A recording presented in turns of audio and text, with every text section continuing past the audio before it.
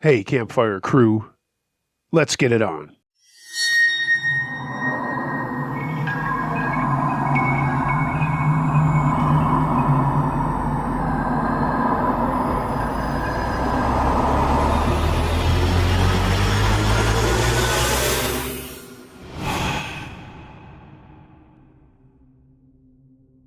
Home Alone on Thanksgiving, submitted by Larry Defense.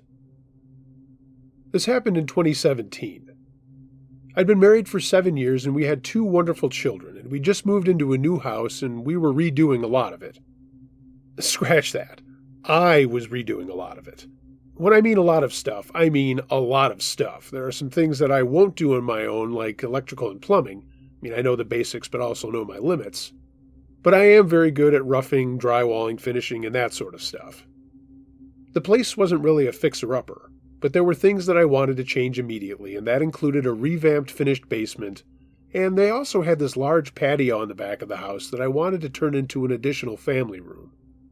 The reasoning behind that was because there was also another patio off the patio for our pool, so it could serve as a new family room off of our existing family room, and also kind of a pool house. I don't mean to waste a lot of time talking about that specific project, but it does play a huge role into what happened here. That year I'd been working full-time, doing the stuff for the kids, but also working late into the nights and also very long weekends on the house. I wanted everything done by Christmas, and that included a lot of other stuff inside.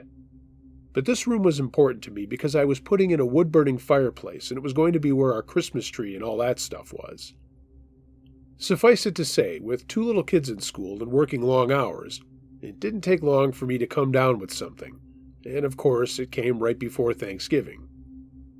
Normally we would host Thanksgiving for my brothers and my in-laws, but with the house ripped up and me being sick, my in-laws decided to take over, and as much as I was sad I was going to miss it, I decided to hang back and just sit on my ass and try to get better.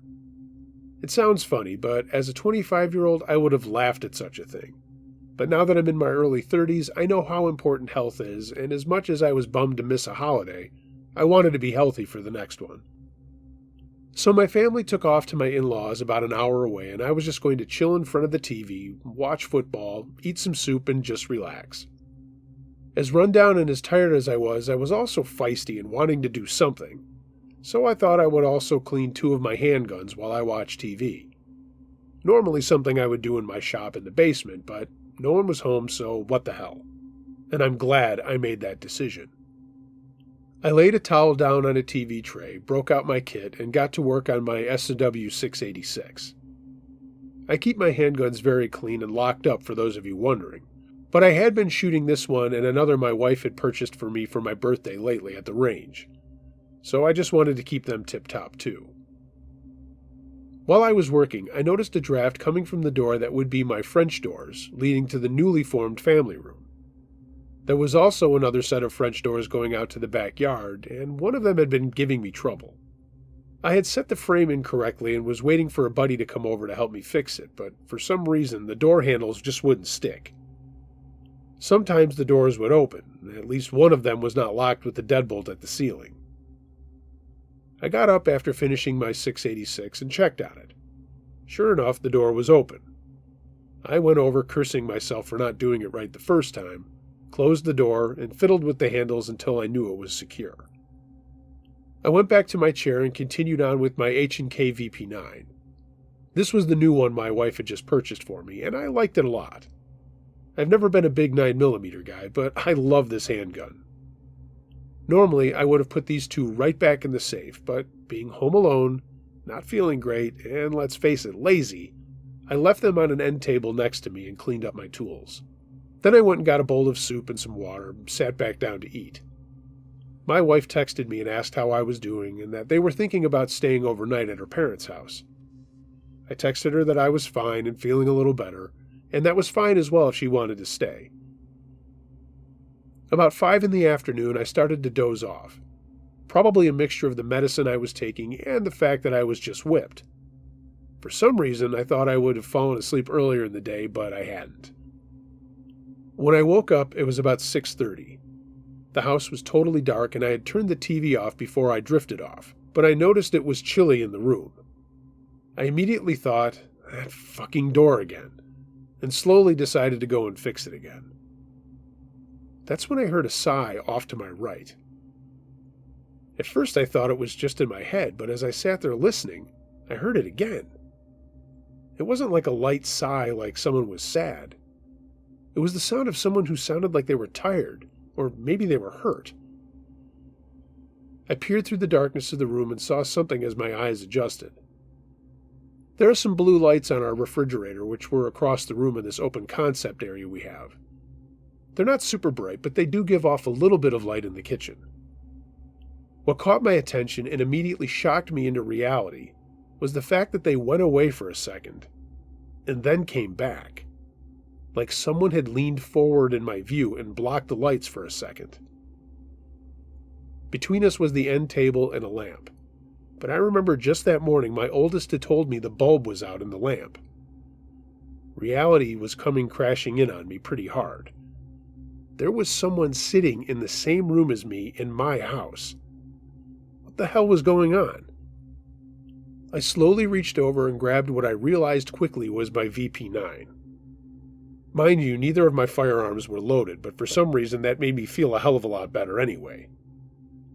Before I made a move or said anything, I tried to take stock of the whole situation. It was pitch black. There was clearly another human being sitting on my couch maybe 6 feet from me, and I had no idea who it was. I reached down and instinctively with my left hand felt my phone in my pajama pocket. That was good. I'd be able to call for help if I needed to, and it was increasingly becoming clear that I would. I quietly cleared my throat, cycled my pistol, and said in as much of a disarming voice as I could, "Excuse me, who the fuck are you?" There was silence. That little sigh came again, and I repeated, "You'd better tell me who the fuck you are before you take one in the chest. I know you can't see me, but I am pointing a 9mm in your direction." Again, there was silence. I slowly reached for my phone, and as quick as I activated it and pressed down on the flashlight button, what I saw was disturbing. There was a man sitting in my couch with no shirt on, and a huge cut from his shoulder all the way down to his hip, left to right.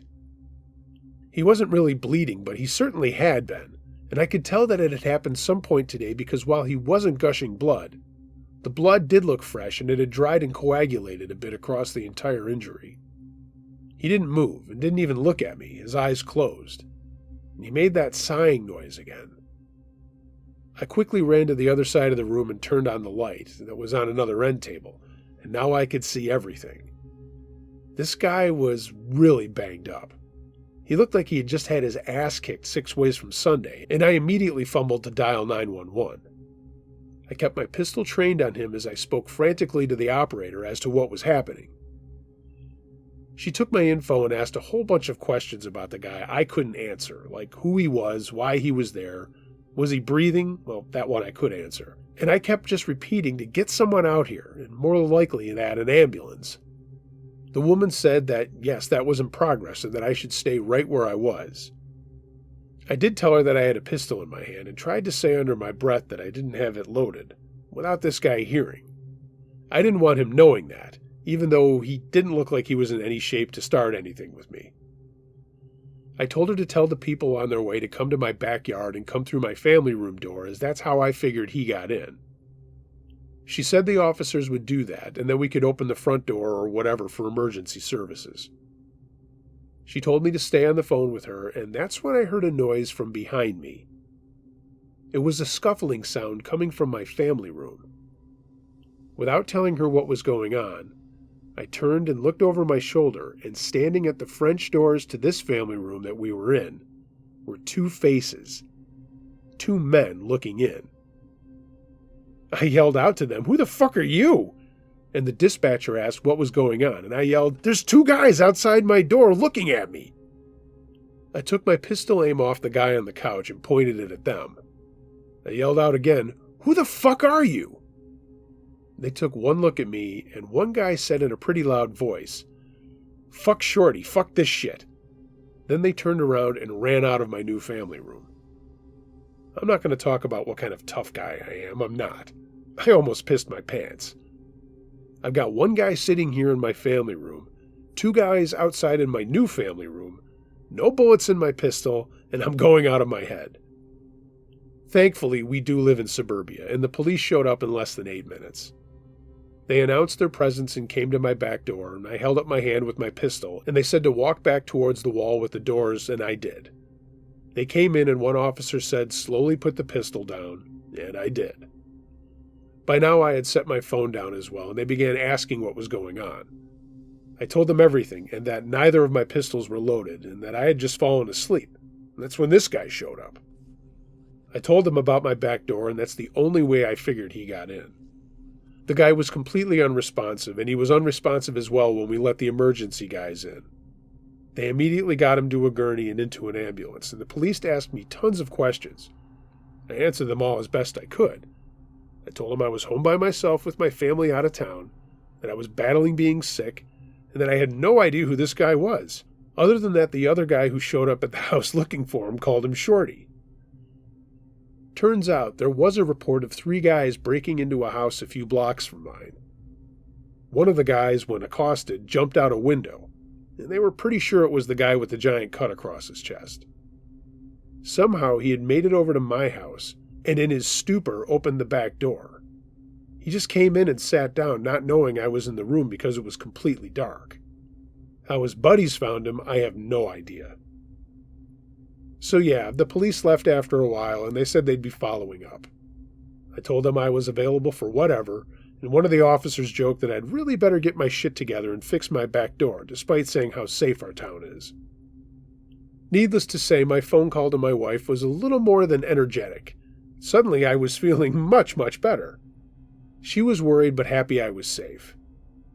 I immediately went out that night and put 2 braces up against the door and nailed them into the floor for the time being. I would only be home alone for the rest of the night, but I would be damned if that door opened again. I will say this again, something that I never do. I slept with my VP9 loaded that night. The police told me there was little chance of the other guys coming back, but I wasn't taking any chances. So yeah, that was my scary, fucked up story from a few Thanksgivings back. This year's Thanksgiving, I hope, will be as good as last year. I know it can't be any more crazy than that one.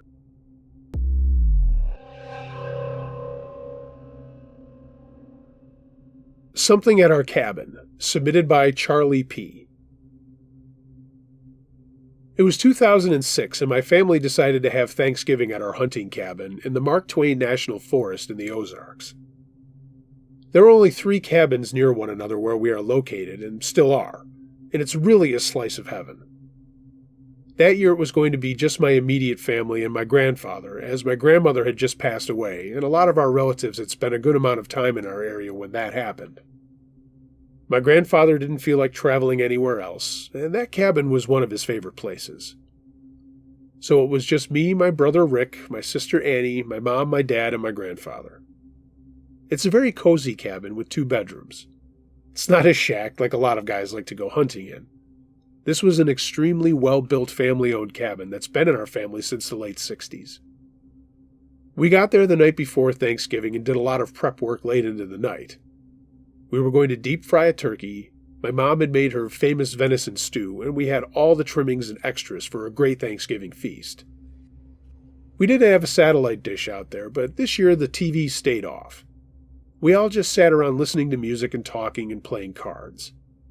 It seemed like a time for Thanksgiving with no distractions, and just family. I was 14 at the time and helping my dad with the turkey. We normally ate around 4, but this year for some reason things were a little off. Probably because we were all just enjoying our time together and taking things very slow and easy. I should say the night before did have something that kind of set up what we should have been paying attention to. My brother, who was 10 at the time, woke up at about 2:30 in the morning, and then in turn woke me and my dad up. He said he heard something outside the cabin walking around and making some really loud grunting noises. We told him it was probably just a big buck checking things out, but he said no, it was bigger than that, and he was positive that a dark shape had moved across the window of our bunk room. My dad said again it was just a deer and that we needed to go back to sleep. We did, and in the morning my brother grabbed me and said, Let's go outside and look around." I got dressed and followed him outside, and we looked all along the side of the cabin and saw that something certainly had been out there, but had walked up and down the cabin so much that the grass that was wet in the evening and night was just matted down. There was no way to tell what animal was out there because it had paced back and forth so much. I told him it was just a big buck probably trying to scratch his side on the cabin, but in my gut knew that wasn't true because we would have heard it scratching. We went back inside and just started helping out getting everything else ready for the day. Later in the afternoon, when my dad started getting things going for the deep-fried turkey, we were just standing in the back talking about life, and my dad was going on and on about how much he appreciated life the older that he got. He was pretty emotional about my grandmother passing, and it was just a good conversation between he, me, and my grandfather. Obviously, my grandfather was upset about my grandma too, but the stoic old guy always kept it together. My dad told me to go inside and get my grandpa and him a beer, and told me that I could grab one too. It was one of those kind of moments, a real guy thing. After things were all set up out there, we went back inside to hang out while the turkey cooked. That's when we heard a very loud howl off in the distance. My grandfather looked at my dad, and I looked at both of them. "What was that?" I asked.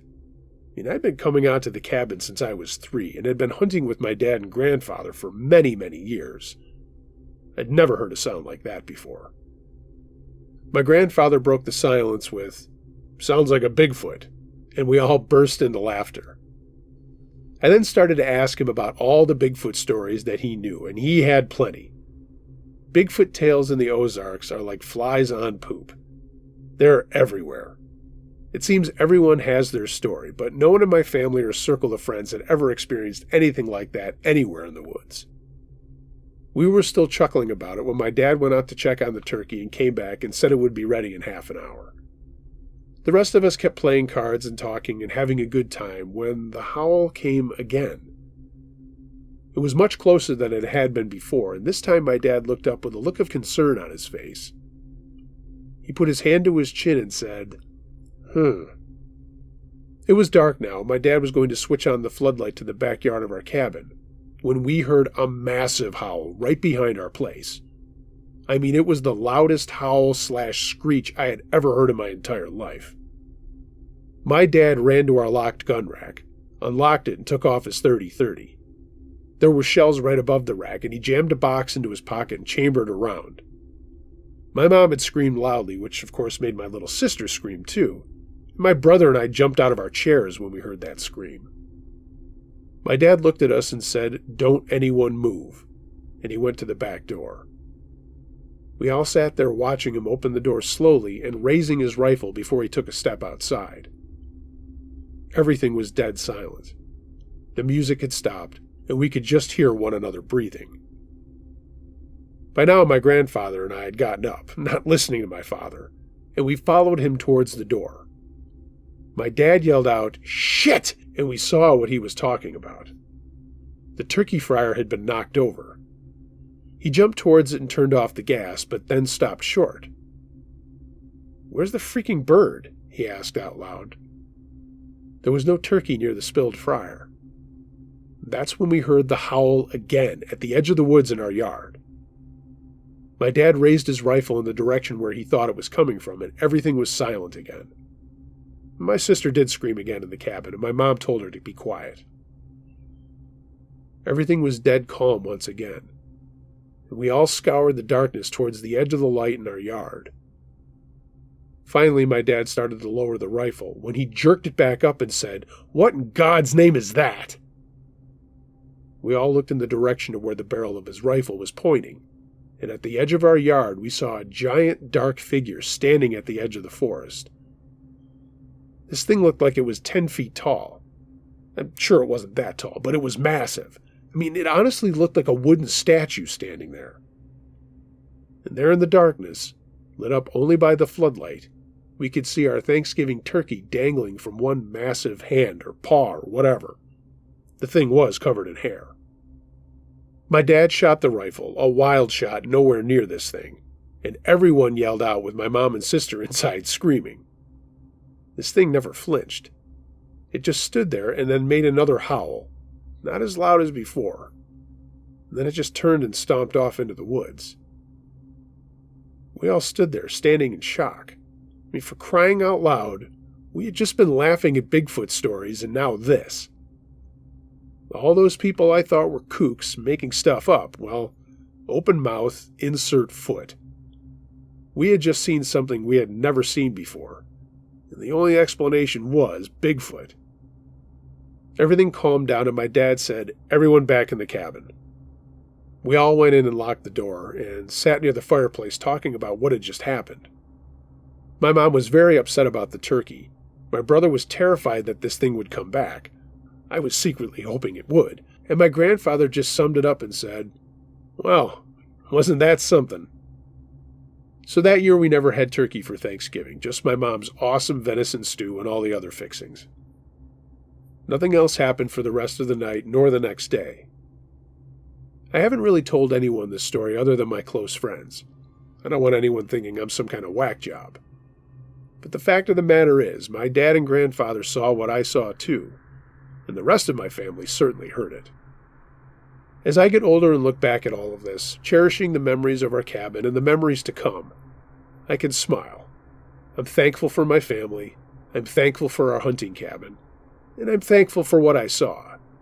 And I'd like to think that that Bigfoot or whatever it was thankful for us to providing a meal that Thanksgiving. By the way, we never saw or heard anything like that ever again.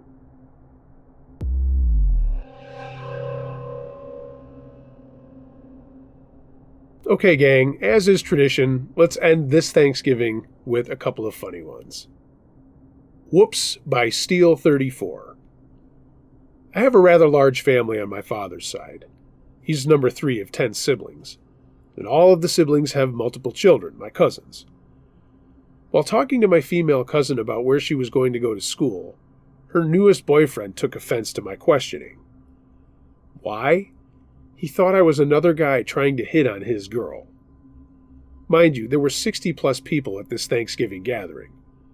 I kindly said, "Hey man, she's my cousin, don't worry about it." And I smiled, trying to be cordial. The courteous response was not well received.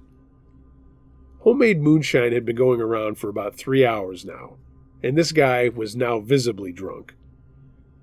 He immediately took a drunken swing at me, missed me, and then blasted one of my aunts in the back of the head. And as expected, all hell broke out. Several family members jumped him and began delivering a beatdown of epic proportions.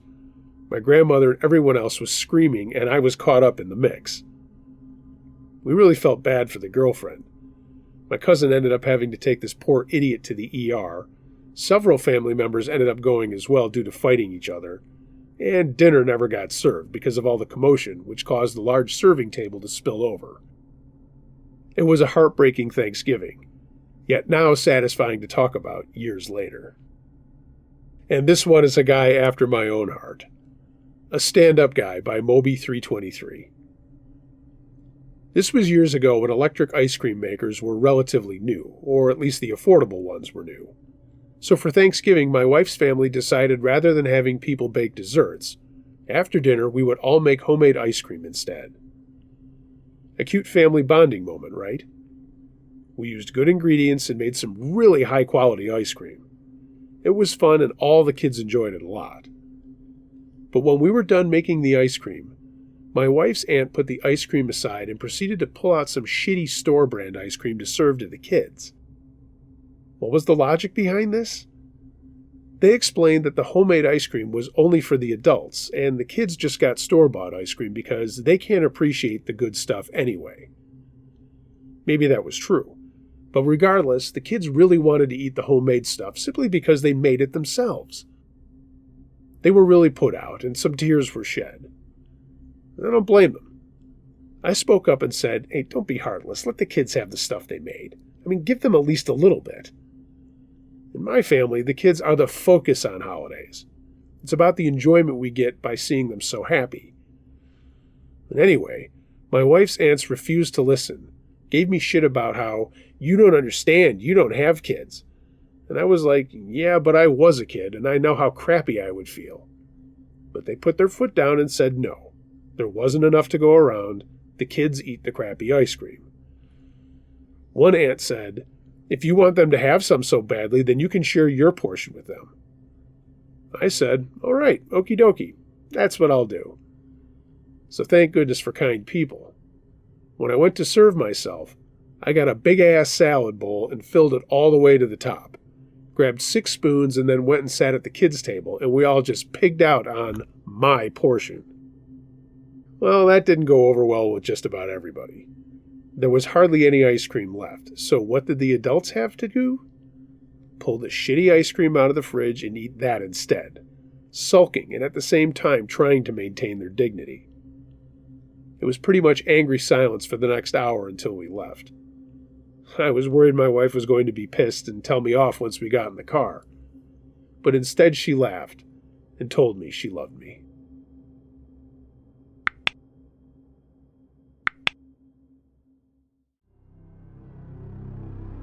Hey gang, thanks for listening to this episode of Uncle Josh's True Scary Stories.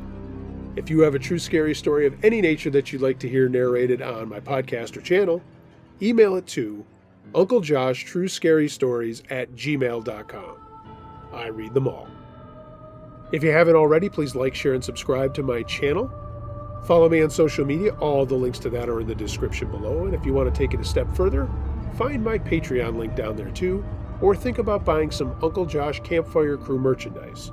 A link to my TeePublic storefront is down there as well. I hope everyone has a safe and happy Thanksgiving if you're celebrating. If you're not, hey, be happy and safe too. If you're traveling, be safe out there, guys. There's a lot of nuts on the road and in the airways. Everyone, be excellent to each other. And until next time, be wary of things that go bump in the night. It could be anything. A ghost, a monster, or the guy next door.